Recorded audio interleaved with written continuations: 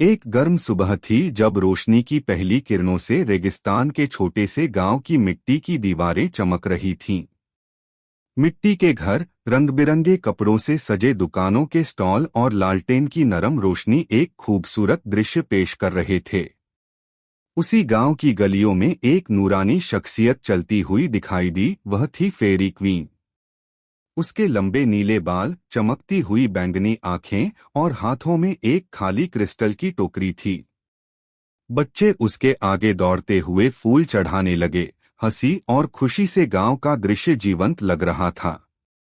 फेरी queen मुस्कुराकर उन्हें देखती रही, लेकिन उसकी आंखों में बेचैनी थी, जैसे उसका दिल कुछ खोज रहा हो। इसी दौरान गांव का एक बूढ़ा बुजुर्ग अपने छोटे से कच्चे घर में उसे बुलाता है।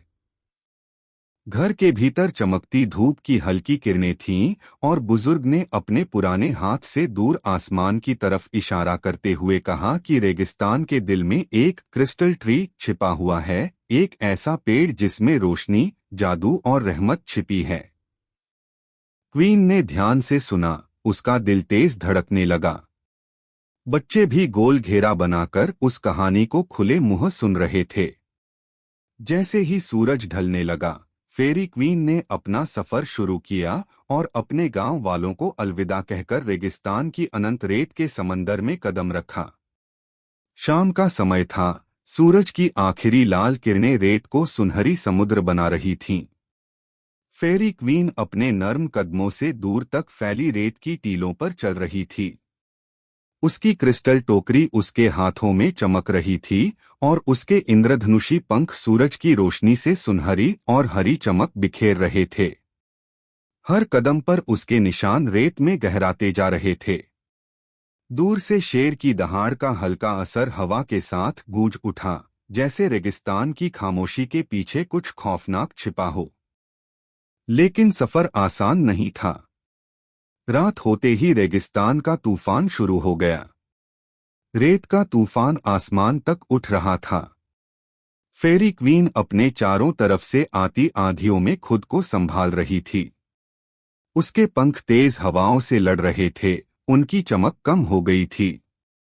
उसने अपना चेहरा ढक लिया, लेकिन अचानक ही नूरानी जुगनू अंधेरे में चमक उठे, जैसे किसी ने उसके लिए रास्ता बना दिया हो। हर जगह हवाओं के झोंकों में वे जुगनू चमकते हुए उसे एक नए रास्ते पर ले गए। सुबह हुई तो अंधेरे के बाद रेगिस्तान ने अपना असली राज खोला। फेरी क्वीन की आंखों के सामने एक ऐसा नजारा था जिसे देखकर उसके दिल से आंसू निकल आए। एक बड़ा, चमकता हुआ क्रिस्टल ट्री रेगिस्तान के बीचों बीच खड़ा था। उसके पत्ते हरे और सुनहरी रोशनी से जगमगा रहे थे। उसकी शाखों पर चमकते हुए फल लटक रहे थे। रोशनी से बने छोटे छोटे परिंदे गुनगुना रहे थे और उनके गीतों में एक सुकून था। फेरी क्वीन धीरे धीरे पेड़ की तरफ बढ़ने लगी। उसके चारों ओर सुनहरी तितलियां घूम रही थीं, जैसे उसका स्वागत कर रही हों।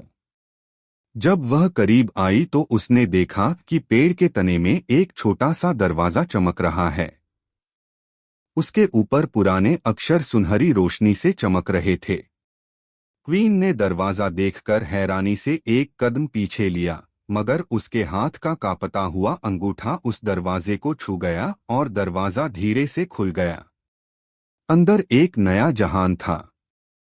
साफ शफ्फाफ दीवारें चमकते हुए क्रिस्टलों से बनी थीं, जो रंग बिरंगी रोशनी छोड़ रही थीं।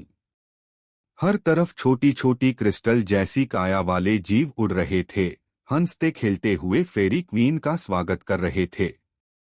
उनके बीच एक मंच पर एक नूरानी ताज रखा था, सुनहरा, पन्नों से जड़ा हुआ, जो पूरी गुफा को चमका रहा था।